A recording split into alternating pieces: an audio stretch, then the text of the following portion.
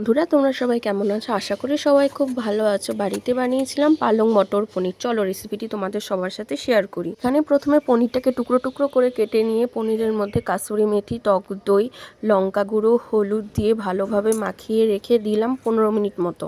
আর পালং শাকগুলোকে ভালোভাবে ধুয়ে নিয়ে কড়াইতে জল দিয়ে ভালো করে সেদ্ধ করে নিলাম। আর এইদিকে কাজু বাদাম আমি শিলবাটায় বেটে নিয়ে তার মধ্যে টক দই দিয়ে একটা ভালো পেস্ট বানিয়ে নিলাম। শিলবাটাতে আদা, সিদ্ধ করা পালং শাক আর বেশ কিছুটা ধনেপাতা বেটে নিয়েছি। এবার শুকনো খোলায় গোটা মৌরি আর বেশ কয়েকটা এলাচ ভালো করে ভেজে নেওয়ার পর কড়াইতে সর্ষের তেল দিয়ে এক এক করে পনিরের টুকরোগুলো দিয়ে ভেজে নিলাম। পনিরগুলো ভাজা হয়ে গেলে সেই তেলে দিয়ে দিলাম গোটা জিরে আর তেজপাতা দিয়ে ভালো করে নেড়ে দিয়ে দিলাম টমেটো কুচি।